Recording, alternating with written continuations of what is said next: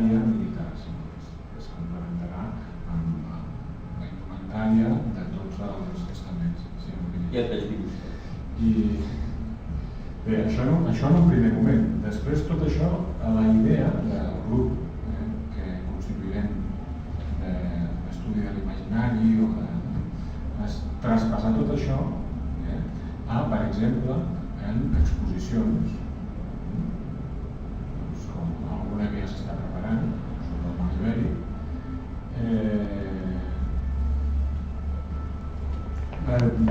fer aportacions, diguem-ne, publicacions, aquesta seria una altra de les vies, i una via que pot ser molt efectiva, que és la del merchandising. Jo només us posaré un exemple de si... Jo quan era petit tenia a casa un llibre sobre uniformes militars, que meu pare va comprar, i allà veies una selecció d'uniformes militars de tots els països i de moltes èpoques. I clar, ja podies buscar en aquell llibre i no trobaries cap uniforme.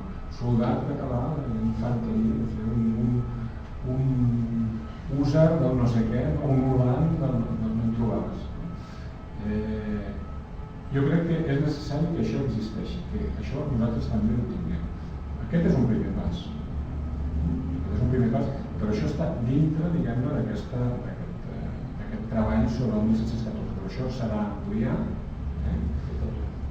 a totes les èpoques i convertir-ho fins i tot en soldats de plom o material que es faci servir ara, que crec que no es pot servir. Penseu la quantitat de gent arreu del món que col·lecciona aquest tipus de soldats. La quantitat de grups, l'impacte de projecció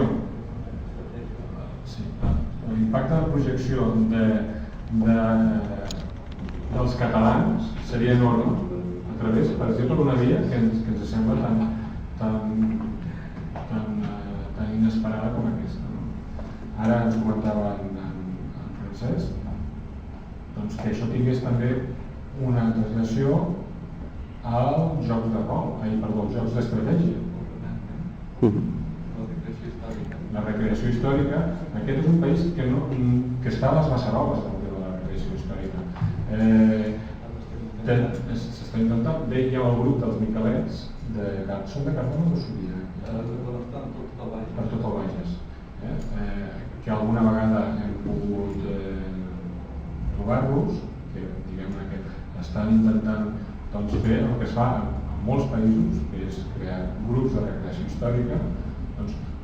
Totes aquestes són algunes de les possibilitats que ens dona la feina que ha fet en Riad. És aquest el capital, aquest capital que es mesura en dibuixos, no en diners, sinó en dibuixos.